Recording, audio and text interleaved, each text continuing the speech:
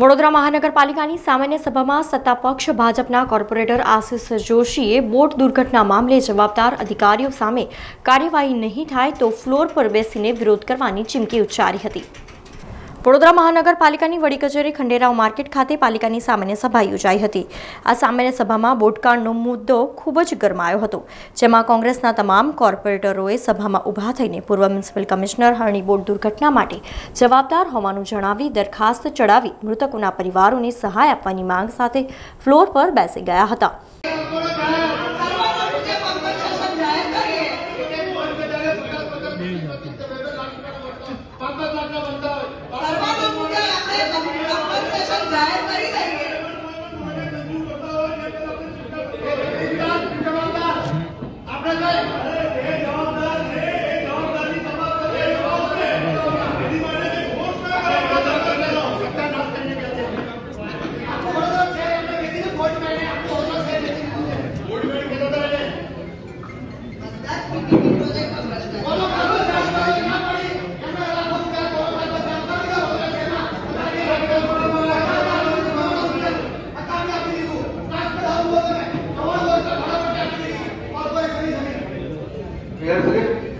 आपका माध्यम थी आज बनाव बनो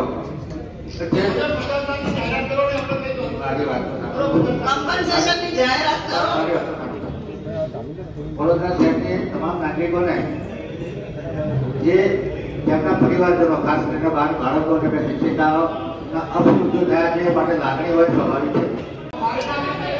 कोई पण आप मुद्दे कीधुं थाय लागणी होय स्वाभाविक छे।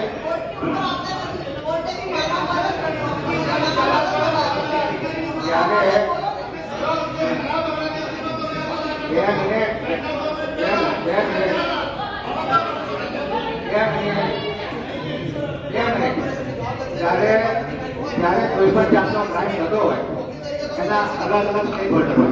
मानो कि आ भूतकांड थयो एना अलग अलग स्टेक होल्डर करीए तो पीपीपी मॉडलना प्रोजेक्टना करता हरता मैनेजरो पार्टनर सेकंड स्टेक होल्डर करीए तो स्कूले परमिशन दीधा वाला बाळकोने मोकल्या।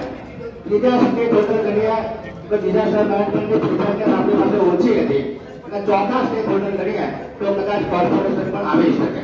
પરંતુ ત્યારે કોમ્પ્લિકેટેડ મેટર હોય, મામલો હાઈકોર્ટમાં લાગેલો હોય અને કલેક્ટરની અધ્યક્ષતામાં જ્યારે તપાસ થતી હોય ત્યારે શહેરના દરેક નાગરિકની અપેક્ષા આકાંક્ષાઓ અને એમની લાગણી સંતોષ કોર્પોરેશન આપી શકે।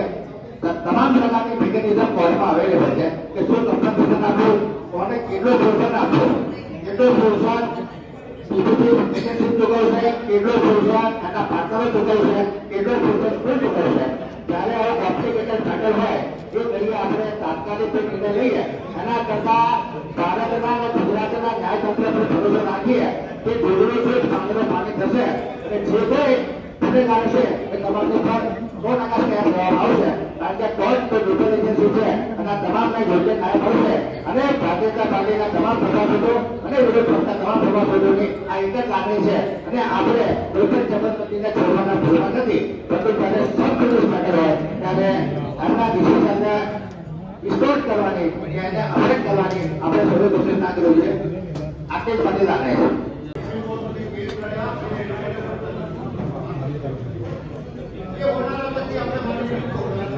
चलो પછી બીજી વખત જ્યારે એગ્રીમેન્ટ કરતા હોય ત્યારે કમિશનરજીએ ધ્યાન રાખવું જોઈએ। અને એક વસ્તુ પર નહીં, આ કોર્પોરેશનનો સત્યાનાશ પાડી ગયા છે। મફતના ભાવે જમીન આપી એગ્રીમેન્ટ તો જુઓ, કોર્પોરેશનની કોઈ જવાબદારી નહીં।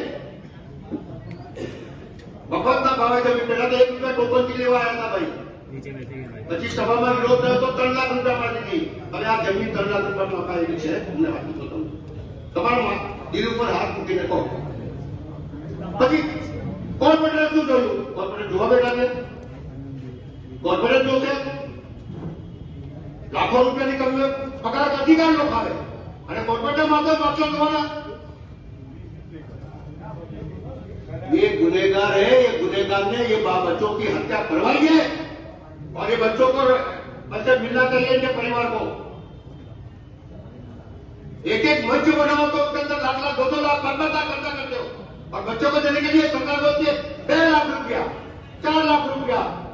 बहुत से बच्चे आते क्या वो परिवार का बच्चे को परिवार को जाकर पूछो 10 दिन में क्या नीति होगी। તમે તો કિંમત લગાવી દીધી, તમે લગાવી, તમારી સરકાર આવે તમે લોકો લગાવી તમે લગાવી મોહરા કામનું તમે લગાવી 2 લાખ કે 4 લાખ રૂપિયા પૂરી કરી શકતી નથી। આવે જેવું આપો ને આવે જેવું આપો નથી આપ્યો એની તો વાત છે અને એની તો દરખાસ્ત કરેલી એની તો દરખાસ્ત કરેલી છે તમને કરવાનો हमने नहीं हमें तो लगे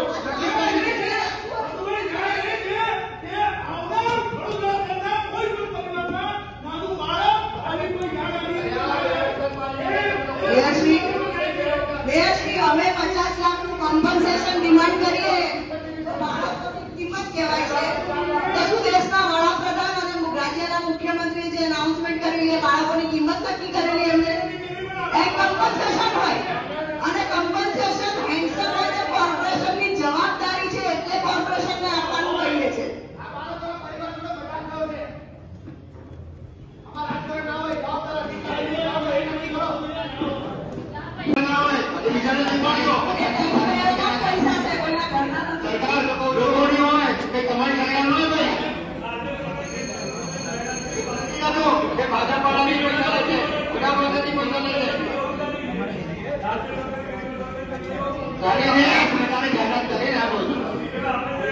हमारी सरकार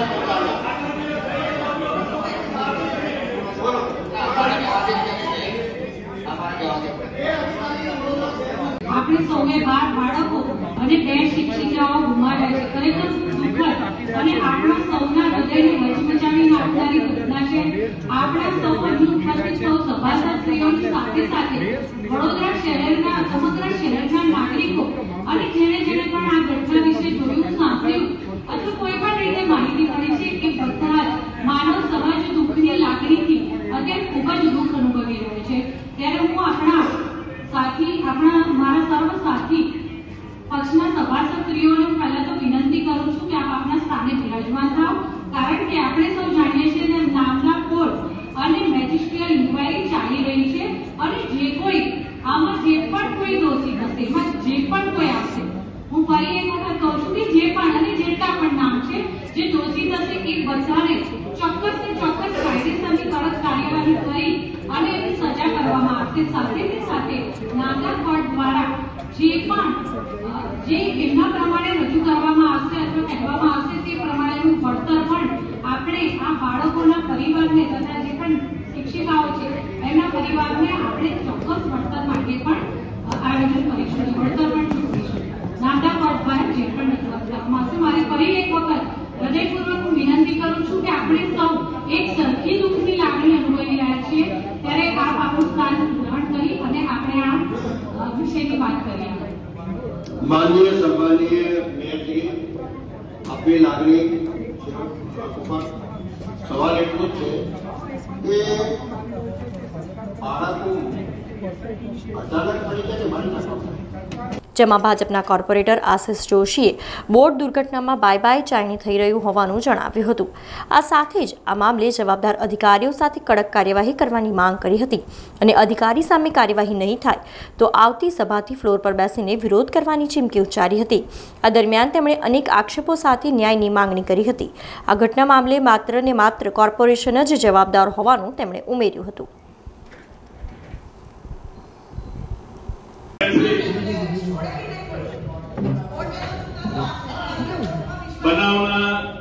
બનાવ બની ગયો છે, દુઃખ બધાએ વ્યક્ત કર્યું છે, બધાને દુઃખ છે, બધા પોતપોતાની રીતે દુઃખ વ્યક્ત કરે છે।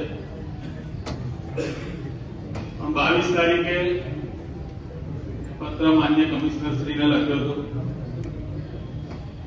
કે આની અંદર બાય બાય ચાયણી થઈ રહી છે। ડિપાર્ટમેન્ટના હેડ તરીકે મેં એમને કીધું છે કે જવાબદાર અધિકારીની જવાબદારી નક્કી કરવી અને આ રજૂઆત ગઈકાલે કરી, આજે કરી અને ફરીથી કરું છું. જવાબદાર અધિકારીની જવાબદારી જ્યાં સુધી નક્કી નહીં થાય અને એને સજા નહીં થાય ત્યાં સુધી મારા બીજા સાથી કાઉન્સિલરો પણ આવતી સભાથી આ જ રીતે નીચે ફ્લોર પર બેઠેલા દેખાય છે. હું આપના માધ્યમથી કમિશનરશ્રીને ફરી જણાવું છું કે આવતી સભા સુધી માન્ય કમિશનરશ્રી જે પણ કોઈ અધિકારી આના માટે જવાબદાર હશે એને જાહેર કરી એને જે પણ કાયદાકીય જોગવાઈ પ્રમાણે સજા થવી જોઈએ એ જાહેર કરે. નહીં તો કોંગ્રેસ પક્ષના પેટા છે, ભાજપ પક્ષના બેસે, સારું નહીં લાગે. આજે અલ્ટિમેટમ આપું છું, આવતી સભાથી અમે પણ તમામ સભા જ્યાં સુધી કોર્પોરેશન જાહેર ના કરે ત્યાં સુધી અમે નીચે બેસીશું. વાત રહી કોમ્પન્સેશનની, ખરેખર સમય પ્રમાણે, જમાના પ્રમાણે એ બાળકોના પરિવારને કંઈક એવું જ મળવું જોઈએ. એમાં 5 લાખ 6 લાખ, મને તો બાળકના પરિવારે એવું પણ કીધું છે 6 લાખ શું તમે 6 કરોડ આપશો તોય મારો ગયેલો તો પાછો નથી આવતો. ત્યારે આપણે એ 10% ભાગીદારો, જયારે આપણે એને કોન્ટ્રાક્ટ આપ્યો ત્યારે 4 ભાગીદાર હતા. પછી કોટિયા ભાઈએ એમની દુકાનનું વિસ્તરણ કર્યું. ભાઈ તું 10% લઈને આવે, 1 કરોડ લઈને આવે એટલે તને 10% બનાવો, તું 50 લાખ આપ તને 5% ભાગીદાર બનાવો. એમ કરતા કરતા દુકાનમાં ભાગીદારો વધીને 18 થઈ ગયા. હું પોલીસ કમિશનર, મ્યુનિસિપલ કમિશનરને અભિનંદન આપીશ કે 18 પર એફઆઈઆર કરી, અને 18 એના ટકાવારી પ્રમાણે આ પરિવારજનોને કોમ્પન્સેશન પણ ચૂકવ્યું. એ જ રીતે સ્કૂલ પણ એટલી જ જવાબદાર છે કે 750 રૂપિયા ઉઘરાવે છે અને 450 રૂપિયામાં કોટિયાને આ દર્શન કરાવવાનો બધો કાર્યક્રમ કરીને 300 રૂપિયા અંદરથી કમિશન માટે આવા પ્રવાસો યોજે છે. જવાબદાર એ લોકો પણ છે. એટલે જો ચેરમેન એવું સમજતા હોય કે ક્યાંક ને ક્યાંક કોર્પોરેશન જવાબદાર છે, એ શબ્દ ક્યાંક ને ક્યાંક નહીં, આપણે સૌથી પહેલા જવાબદાર. ત્યારે કોઈ હોતું નથી. આ દરખાસ્તો ફાર્મ હાઉસો પર પાર્ટીઓમાં બનતી હોય છે, કોન્ટ્રાક્ટર અને અધિકારીઓના મેળાપણાથી. ભાઈ તું આવી દરખાસ્ત તૈયાર કર, પછી ગોઠવણ કરીને હું લઈ આવીશ. આ લોકોને ક્યાં ખબર પડે ઇંગ્લિશમાં શું લખ્યું છે? એટલે જવાબદારીમાંથી ના બચાય. ભલે 1 નંબર ગણો, 2 નંબર, આમાં નંબર આપવાની જરૂર નથી. આપણે સ્વેચ્છાએ જોવું પડે કે કોણ છે ગુનેગાર આપણામાં બી. પોલીસ કમિશનર એનું કામ કરી રહ્યા છે. આજે વડોદરા વાલી એસોસિએશન પણ નીકળ્યું છે. કોઈને છોડવા નથી, ના સ્કૂલ, ના કોર્પોરેશન, ના કોન્ટ્રાક્ટર, ના અધિકારીઓ. ફરીથી આવું ના થાય. આપણે અત્યારથી લૂંટાઈ દીધું, લેક ઝોન લૂંટાઈ દીધું, જનમેલ આપી દીધો, ત્રિષા કન્સ્ટ્રક્શન ને જોઈએ એટલા પ્લોટો આપી દીધા છે. 300 મકાનો બાંધવાના 5 વર્ષથી હજુ આપ્યા નથી પાછા. છે કોઈની પાસે જવાબ? 300 ગરીબોના આવાસો બાંધવા આપણે 5 વર્ષથી પ્લોટ આપ્યો. એ માણસે બજારમાંથી કરોડો રૂપિયા એ પ્લોટના આધારે ઉભરાયા. શું કર્યું આપણે? અને હજુ એવું ને એવું જ પડી રહ્યું છે. વર્ષ પહેલા કેવુભાઈએ 2 મકાનો ત્યાં તોડાયા. કહેવામાં આવ્યું અહીંયા ટાવર ગરીબોનો આવાસ બનવાનું છે એટલે બહુ જરૂરી છે. ગેરકાયદેસર ત્યાં મકાન તોડાઈને બેઠા આપણે. હજુ એક ઈંટ બી નથી ત્યાં. હું કઈ જઈ જોઈ આવો. આ પીપીપી મોડેલ આપણું. એટલે આજ લૂંટાવાના ધંધા છે. કોઈ આવશે નહીં. વડોદરામાં કોઈ પીપીપી મોડેલમાં નહીં આવે તો વડોદરા વિકસિત થઈ જાય. વિકસિત થવા જ નથી દેવું. સૌરાષ્ટ્રથી ફોન આવ્યો, મહેસાણાથી ફોન આવ્યો, કરીને ચાલ્યા કર્યું છે બધું. એટલે ફરીથી કહું છું કે આ સભામાં આવતી સભા સુધી જે પણ કોઈ ગુનેગાર અધિકારી છે એનું નામ જાહેર નહીં થાય, પગલાં નહીં લેવાય, તો મારી સાથે મારા સાથી કાઉન્સિલર જેમને બી સમાચારોના સતત અપડેટ માટે TNN ન્યૂઝને YouTube પર સબસ્ક્રાઇબ કરી બેલ આઇકોન પ્રેસ કરો અને અમારી સાથે જોડાયેલા રહો Facebook, Instagram અને Twitter ઉપર.